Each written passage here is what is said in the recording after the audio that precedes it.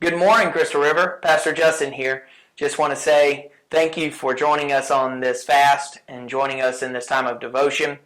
I want to read to you today something that speaks to my heart. I'm going to read to you today from the book of Joshua, chapter 1, and verse 6. It says, "Be strong and of good courage, for to this people you shall divide as an inheritance the land which I swore to their fathers to give them." So here's the background of the story. Joshua, of course, up to this time, was the armor bearer for Moses. So as the armor bearer, he had leadership roles, but he was still second in command. So thus, any decision he made, he could always fall back on Moses. He had someone else's shoulder that he could cry on, someone else's word of wisdom that he could lean upon. But now, today, Joshua is the man.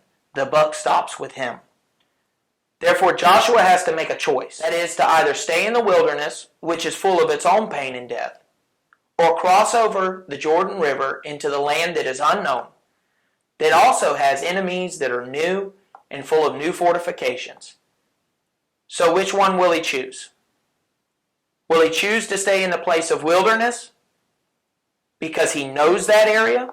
Or will he choose to cross over into the land of promise, no matter the enemy that faces him? Joshua knew that across that river was a land flowing with milk and honey. See, many times we are faced with decisions that are life-changing.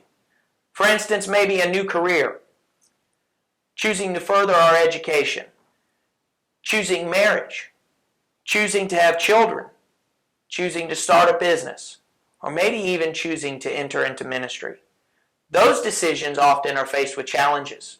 They're faced with the unknown. But when we choose them, there's an opportunity for blessing.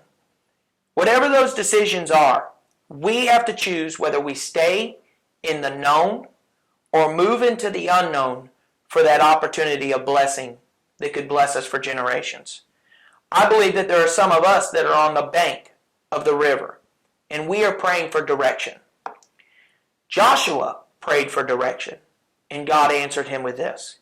He said, "I'm not going to give you direction, but I'm going to give you a commission of courage." He tells Joshua that what you need is courage. You see, courage is a funny thing. General Stanley McChrystal says it this way. He says, most people are not courageous alone. And how true is that?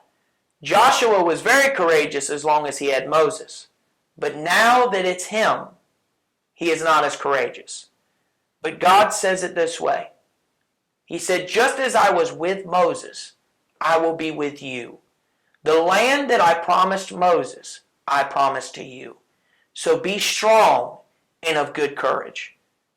So now, CRCOG, I say to you, now is your time for blessing. Be strong and of good courage.